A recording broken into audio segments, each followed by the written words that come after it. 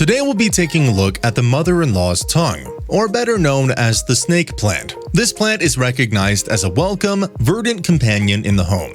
The succulent's popularity is due to a few factors. First, the foliage happily exists without much attention and care. Because of its low light requisites, it can be situated in most rooms of the house. Like many favorite houseplants, mother-in-law's tongue is a natural and powerful air purifier. Finally, the intriguing look of the lush leaves alone is reason alone to consider one of the many varieties for your own home.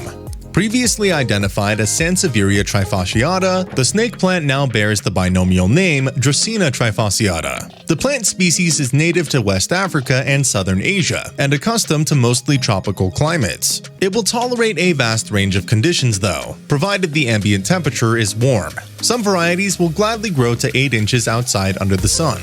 On the other hand, the plant can be just as content, albeit slower growing, in a shady room indoors. Don't overwater, keep warm, and occasionally prune for new growth rejuvenation.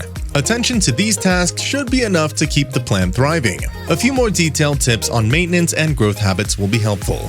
Watering. Be judicious when watering. Snake plants prefer it dry and are prone to root rot if kept wet. Wait for the soil to dry out between waterings. Water sparely in the wintertime, about once a month. During the growing season, spring through fall, water weekly or as the soil dries out. Climate. Mother-in-law's tongue adapts well to low light or full sun situations. Temperatures between 70 and 90 degrees are ideal. Anything under 50 degrees can damage the health of this tropical plant. Frost exposure will kill. The plants will bloom when exposed to consistent sun and warmth. The white lily-like blossoms are an exciting contrast against the dark green leaves. Propagation. Use a cactus potting mix when propagating or transplanting. These succulents prefer slightly sandy soil mixed with rich organic material. Aeration of the roots is crucial. When roots begin to creep out of the bottom of its pot and the plant looks crowded, it's time to break apart the root clumps, divide them into separate sections, and replant individually. Propagation by leaf cuttings is an effective way to produce more plants. Starting by seed is possible but more difficult. Pruning.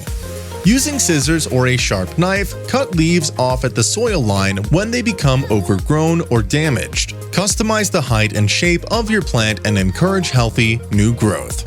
Toxicity. Beware, the sap from the leaves of mother-in-law's tongue is poisonous and toxic to dogs, cats, and wildlife. Keep out of the reach of pets and wash hands after handling the plant. Dracaena trifasciata's many common names invoke interesting imagery. Anybody with an imagination could entertain exciting visuals for each of its aliases: St. George's sword, viper bowstring hemp, snake plant, and mother-in-law's tongue.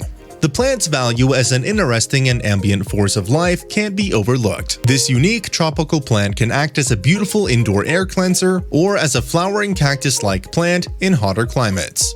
The versatility and variety of mother-in-law's tongue is impressive. It would make an appreciable addition to any home or landscape.